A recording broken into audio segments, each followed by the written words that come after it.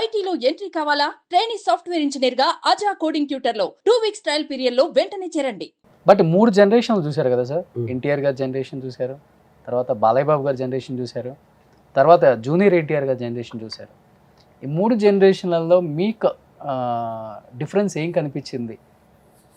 మీరేం నేర్చుకున్నారు ఆ జనరేషన్ నుంచి ఈ జనరేషన్ వరకు? మీరేం నేర్పించారు? ఎన్టీఆర్ జనరేషన్లో నేను ఉన్నాను కానీ ఆయనతో చేయలేదు. నాగేశ్వరరావు గారితో చేశాను, నాగేశ్వరరావు గారికి రాశాను. ఎక్కువ కాకపోయినా 2 సినిమాలు నటించాను, 2 సినిమాలు రచన చేశాను. రాజేశ్వరి కళ్యాణం, డాడీ డాడీ దానికి రైటర్ నేను. అలాగా అంటే ఆ జనరేషన్లో ఉన్నట్టే. ఆయనకి రామారావు గారికి రాయలేకపోయినా కూడా ఆ జనరేషన్ చూసినట్టే కదా. తర్వాత జనరేషన్ నేను రైటర్గా ఉన్నప్పటిది నేను యాక్టర్గా మారింది. నేను జనరేషన్స్గా మలుచుకుంటే ఆ 2 కూడా నేను ఎంజాయ్ చేశాను. రైటర్గా నాదంటూ ఒక బ్రాండ్ క్రియేట్ చేసుకున్నాను. ఎల్బి శ్రీరామ్ డైలాగ్ ఇలా ఉంటుంది, లేదా ఈ డైలాగ్ ఎల్బి శ్రీరామే రాసి ఉంటాడు అనేది ఆ బ్రాండెడ్ అది చేసుకొని మంచి మంచి హిట్లు ఇచ్చాను, మంచి ఎంజాయ్ చేశాను, అప్రిషియేషన్స్ పొందాను. తర్వాత యాక్టర్గా మరి ఇన్ని డైలాగులు ఎంతమంది ఆర్టిస్టులకి రాస్తున్నాను, నాకు కూడా ఏమైనా రాసుకుంటే నేను ఆర్టిస్ట్గా టర్న్ అవ్వచ్చు కదా అని ఇక్కడ చాలు ఇంకా రైటర్గానే ఎక్కడో అనిపిస్తుంది. చెప్పాను కదా నేను ఇంకా చాలు, నాకు నేనే అనుకుంటాను, ఎవరు అనరు చాలని, నేనే ఒక మలుపు తీసుకోవాలనుకుంటాను. అలా అనుకున్నప్పుడు ఇంకా యాక్టర్గా వెళ్తే ఎలా ఉంటుంది? అసలు సినిమా పరిశ్రమకి ఎవడైనా యాక్టర్గా అవ్వాలనే వస్తాడు. నేను స్టేజ్ మీద నా మీదే రోల్స్ రాసుకొని 15 కాంపిటీషన్స్లో 15 ఏళ్ళు నేను పోటీలకు వెళ్ళి ప్రైజులు కొట్టుకొచ్చిన వాడిని, యాక్టర్గా, డైరెక్టర్గా, రైటర్గా. అంత బ్యాక్గ్రౌండ్ ఉండి ఇక్కడ రైటర్గా వచ్చాను. వచ్చినందుకు 12 ఏళ్ళు నాకు అక్కడ అరెస్ట్ అయిపోయి ఉన్నాను. అరెస్ట్ అయిపోయి మళ్ళీ ఒక మలుపు రావాలి, నేను యాక్టర్ కూడా ఉన్నాడు వీళ్ళలో, వాడు పైకి రావాలి అనేది ఇంకోటి రావాలి, ఇంకో లేయర్. అది వచ్చింది. రైటర్గా ఎవరైతే నన్ను ఎంకరేజ్ చేసి అంత మా ఇద్దరు కాంబినేషను ఒక డిఫరెంట్ కాంబినేషన్గా పేరు తెచ్చుకున్నాం, అదే ఈవీవి గారి ద్వారా. ఆయన మొట్టమొదటి నిర్మాతగా తీసిన చాలా బాగుంది. ఆయన డిఫరెంట్గా డైరెక్ట్ చేసిన అమ్మ 1వ తారీఖు, ఆ 2 నాకే ఇచ్చి నన్ను పెట్టుకుని చేసినది ఆ క్రెడిట్ అయిందే, ఆ గొప్ప అయిందే. ఆయన లేకపోతే నేను లేను. అందుకనే ఈవేళకి నేను ఆయన 500 సినిమాలు చేసిన ఆయన గురువుగా భావిస్తాను. అంటే నేను తర్వాత ఆయన దగ్గర నుంచి రైటర్గా వచ్చేసి యాక్టర్ అయ్యాక కూడా నన్ను ఇలాగా అమ్మ 1వ తారీఖు చాలా బాగుంది 2 సర్టిఫికెట్లతో వదిలేసాక ఇండస్ట్రీలో ఆయన తీసే మిగతా 40 సినిమాల్లో నాకు వేషాలు ఉన్నాయి కదా. నేను రైటర్గా ఉంటే 5 సినిమాలకే రాశాను ఎంత చేసి. తర్వాత నేను యాక్టర్ కాలేదు అనుకుందాం, మిగతా 40 సినిమాలు నేను ఆయన దగ్గర రాయట్లేదు కనుక నేను ఖాళీయే కదా. అవును. కానీ నేను తీసుకున్న మార్పుని ఆయన ఎంకరేజ్ చేసి అలా ట్రావెల్ చేసి నన్ను తీసుకెళ్ళాడు అట్లా. బట్ ఆ జనరేషన్తో పాటు ఇప్పుడున్న మా జనరేషన్ వాళ్ళు, అల్లు అర్జున్ కానీ, రామ్ చరణ్ కానీ డిఫరెంట్ రోల్స్ చేశారు వాళ్ళతో. నిజంగా ఆ సినిమాలో మీరు ఆ కాల్ లేని వ్యక్తిగా లాస్ట్ అలా పడతారు చూడండి, ఎవడు అబ్బా అసలుకి థియేటర్లో కళ్ళమ్మడి నీళ్ళు కారిపోతాయి. అసలు అంటే ఏమవుతుందంటే కామెడీ కూడా వస్తూ, లేకపోతే వేరే జోనర్స్ కూడా వస్తూ, అది కూడా ఉంటే నాకు బాగా హెల్ప్ అయ్యేది. ఇప్పుడు కూడా నేను ఉండేవాడిని, తప్పుకునేవాడిని కాదు. అంటే 30 సినిమాలు చేస్తున్నాం అనుకో ఏటికి, అందులో 20 సినిమాలు కామెడీ లేకపోతే ఇంకో డిఫరెంట్ రోల్స్ చేస్తూ 5ో 10ో ఇలాంటివి వచ్చినా కూడా వెర్సటాలిటీ కింద వస్తుంది అది. కానీ 30-50 సినిమాలు ఇస్తామంటే అదేమవుతుంది, బ్రాండెడ్ అవుతుంది, పలవంటరా ఎల్బి శ్రీరామన్ అన్నట్టు అవుతుంది. అది నేనెందుకు ఒప్పుకోవాలి? మీరు బ్రాండ్ ఇస్తే నేనెందుకు యాక్సెప్ట్ చేయాలి? ఇది దాన్ని కోపం అంటారా, అలక అంటారా, ఆత్మాభిమానం అంటారా, లేకపోతే కళాకారుడు ఎల్బి శ్రీరామ్ గారికి అలకుందా ఏమన్నా? అలకెందుకు? నాకు ఇంత అన్నం పెట్టి ఇంత గొప్పవాడిని చేసిన ఇండస్ట్రీ మీద అలకేంటి? నాకు నేను ఏమన్నా క్యారెక్టర్ల మీద అలక? క్యారెక్టర్ల మీద అలక. క్యారెక్టర్లు అంటే ఒకసారి ఏమవుతుందంటే కొందరు అడిగేవారు, ఏమో ఇంకా 50 పాత్రలు ఉంటాయి కదా, ఇంకొకటి ఇవ్వండి. జస్ట్ నాకు మా అల్లుడు వెరీ గుడ్లో పాత్రలు అంటే ఒక్క సీన్ ఇవ్వండి. వెరైటీ సన్మానాల చిటుకులు అనడం, బ్రహ్మానందం గారికి సన్మానం సౌండ్స్ చేస్తాను, లేకుండా. రారా వీపీ అని బ్యానర్ కడతాను. ఏంటయ్యా బుద్ధి లేకుండా నన్ను రారా అంటావు? అప్పుడు రారా కాదండి, రారా స్వామి రారా. అందులో రారా వాడానండి. ఓకే. మ్యాటర్ ఉన్నాడు అయ్యో నువ్వు ఇలా అనిపించింది. చిటుకులు అని. ఏంటో ఎవరు రాలేదండి. మరి ఎలా వస్తారు? మేము 6 గంటల కంటే మీరు 3 గంటలకి ఆశగా వచ్చేసారు. చూడండి కుర్చీలు, ఖాళీ కుర్చీలు అని ఇలాగ అన్ని రగ్గుకు బదులు ఇదని మీరు పెద్ద మనిషి అయ్యారు, చేప మీద కూర్చోం. ఒకటే 2 సీన్లు మరి ఇప్పటికీ రోజు వేస్తుంటారు అది ఏదో ఛానల్లో. సో ఇవి చేసింది ఈఎల్బి శ్రీరామే కదా. ప్యాథటిక్ వాళ్ళు ఏమనివారంటే ఓకే మీకు కామెడీ క్యారెక్టర్ ఇస్తాం, మాకు ఈ క్యారెక్టర్ ఉంది సినిమాలో, ఇది ఎవరికి ఇమ్మంటారు చెప్పండి. ఓకే. మీరు కామెడీ ఇది 2 చేయగలరు, ఇది చేసేది ఎవరు చెప్పండి. ఇది చేయడానికి ఎవరు లేరని నేను బలిపాసం అని నేను చేస్తున్నాను కదా ప్రతి సినిమాలో. అది ఇది ఇవ్వండి.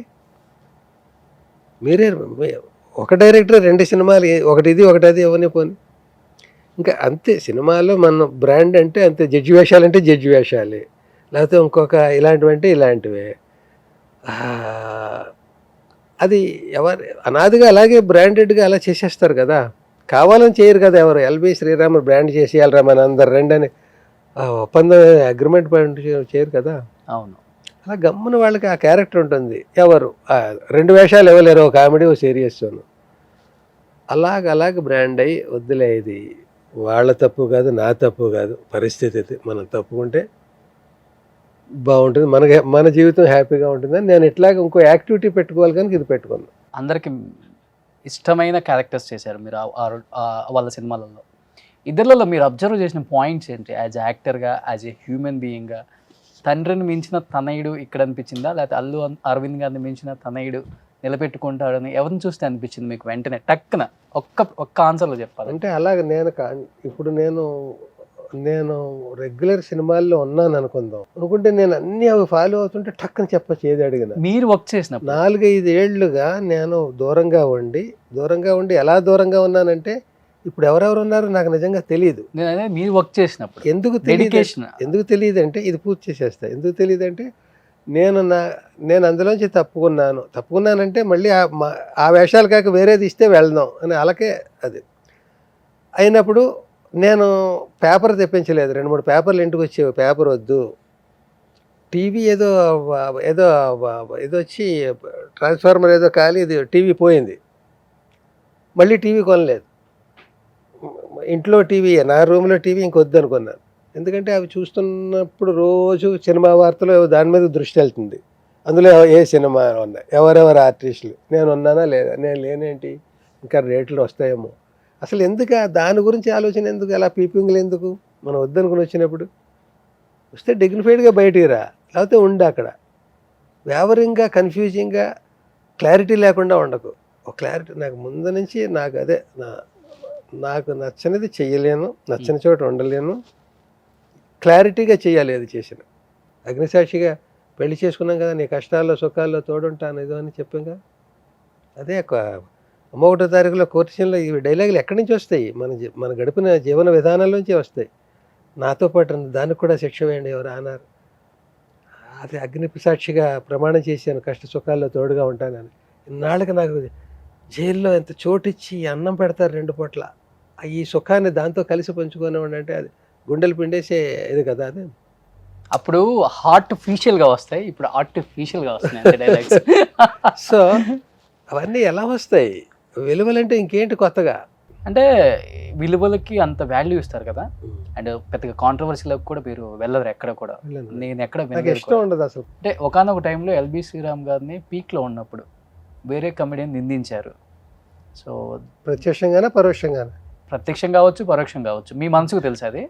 మనం ఎందుకులే, మనం హుందాగా ఉందాం, మాట్లాడే వాళ్ళు మాట్లాడుకుంటారు రకరకాలుగా, మనకి వద్దు కాంట్రవర్సీ అని తగ్గున్నారు. ఆ టైంలో చాలా బాధపడ్డారు, నొప్పించే మాటలు అన్నారు అని చెప్పి విన్నాను. దాంట్లో వాస్తవం ఉందా సరే ఉన్నా? సంఘటనలో వాస్తవం ఉందేమో కానీ మీరు చెప్పిన దాంట్లో వాస్తవం లేదు. రాజుగారి నోట్లోంచి చిన్న తాటాకు మొక్క ఏదో వచ్చిందంటే తాటి చెట్లు వచ్చేస్తునే దాకా వెళ్తుంది కదా. అది అలాగేదైనా ఎగ్జాగరేట్ అయ్యి ఉంటుందేమో కానీ నేను అలాగ వినలేదు. నేను ఆలోచించుకుంటే ఎందుకు నేను దూరం అయ్యానో ఓకే అని ఆలోచించుకుంటే ఏమో ఎవరికి మాత్రం ఏం పని ఇక్కడ. ఒకవేళ ఎవరైనా ఏమైనా చేయాలని ప్రయత్నించినా అల్టిమేట్గా చేయాల్సింది ఎవరు? మీరా? ఇంకొక మీరు చెప్తున్న ఇంకొక ఎక్సా వైయా జడ్డా, గాడ్ జడ్ కాదు వై కాదు. దేవుడు శిక్షించాడా ఇప్పుడు వాళ్ళని? దేవుడు ఒకవేళ నాకు చాలు ఇంకా వీడిని పక్కన పెడదాం అనుకుంటే దేవుడు ఆ రూపంలో వచ్చాడేమో, దైవం మానుష రూపేణ. అప్పుడు ఇలా చేసినవాడు కూడా దేవుడే. ఎందుకు అసలు అసంతృప్తిని ఆలోచించి, అందుకే నేను పేపరే మానేసాను, అది పీపింగ్ ఇది వద్దనుకున్నప్పుడు ఎవరు చేసి ఉంటారు ఈ ఆలోచనలు? ఎందుకు ఇంకో యాక్టివిటీ పెట్టేసుకుంటే ఈ ఆలోచనలే ఉండవు కదా. అందుకే పెట్టుకున్నాను కదా, ఆ యాక్టివిటీలో డబ్బులు పోతాయని తెలిసి పెట్టుకున్నాను కదా. ఎందుకు పెట్టుకున్నానంటే పోతాయని తెలిసి కూడా నేను పెద్ద సినిమా తీద్దాం అనుకున్నాం, ఒక ₹1 పెట్టాలనుకో, ఆ ₹1 డమాల్ అయిందనుకో సినిమా, నేను వీధిలో తలెత్తుకు తిరగలేను, ఇంట్లో స్థిమితంగా ఉండలేను, అన్నం తినలేను, పడుకోలేను, నిద్ర పట్టదు. ఆ ఫ్లాప్ను మోసుకుంటూ వెళ్ళలేము జీవితాంతం. అందుకని దీన్ని 100 షార్ట్ ఫిల్మ్స్గా చేద్దాం అనుకో, నెలకు షార్ట్ ఫిల్మ్ రిలీజ్ చేస్తే 7కి 12, ఎన్ని 12? 10 ఏళ్ళకి బతికేసి ఆ ₹1 నేను హుందాగా ఆర్గానిక్ కంటెంట్ చేస్తున్నాను, నాకు నచ్చింది చేస్తున్నాను, 24 క్రాఫ్ట్లు డీల్ చేస్తున్నాను. ఎల్పి శ్రీరామ్ మంచి నిర్ణయం తీసుకున్నాడు. ఇవేళ అంటున్నారు, ఆ వేళ పాపం ఏదో షార్ట్ ఫిల్మ్స్ చేసుకుంటున్నట్టున్నాడు అన్నారు కదా, అని అంటారు కదా. మరి ఏమన్నారో నేను వెళ్ళి వినలేదు కదా, నేను ఇండస్ట్రీలో ఉంటే కదా, ఉండి ఓ వేషం వేసి వస్తుంటే నా చెవులకు వినపడేలాగో నా చాటును అంటే నా దాకా వచ్చి ఉండేది. నేను బయటకు వచ్చాక నా పనిలో అన్నాను. కొందరు బహుశా ఇలా అనుకుని ఉంటారో, ఇలా ఎవరో అన్నారండి అన్న ఇలాంటి చెదురుమదురు మాటలు ఉంటాయి. ఎలాంటిది, ఆయన లేడుగా, సినిమాలో యాక్ట్ చేయట్లేదు కదా, ఆయన వద్దని వెళ్ళిపోయాడు కదా అని ఇలా ఇలా ఇలా ఏవేవో ఉంటాయి. అందులో ఏవో మనకు తెలియదు. మనకు తెలియని దాని గురించి బుర్రపాటు చేసుకుని పొల్యూట్ అయిపోవడం ఎందుకు? తెలుసున్నది ఏంటి, ఇంకో వ్యాపకం పెట్టుకున్నాను నేను. హాయిగా నలుగురికి కుర్రాళ్ళని ఎంకరేజ్ చేస్తున్నాను, వాళ్ళతో రోజు వాళ్ళతో గడుపుతున్నాను, వాళ్ళని ఎగిరి గంతులు వేస్తుంటే మందలిస్తున్నాను, వాళ్ళు బాగా చేస్తుంటే అభినందిస్తున్నాను. నాకు కావాల్సింది వాళ్ళతోటి షేర్ చేసుకుంటున్నాను, నేను చెప్పాల్సింది వాళ్ళకే కనుక. అలా ఎవరో ఒకరు కొత్త వాళ్ళు అమెరికా నుంచి కూడా నా దగ్గరికి వస్తూ ఉంటారు. ఏంటంటే అమెరికాలో పనిచేశానండి, యూఎస్లోను 3 ఏళ్ళు, బీటెక్ అండి, లేకపోతే బీఈ అండి. మరి ఎందుకు మానేశారు, ఇండియా ఎందుకు వచ్చేసారు? అది నా మనసు అక్కడ లేదండి.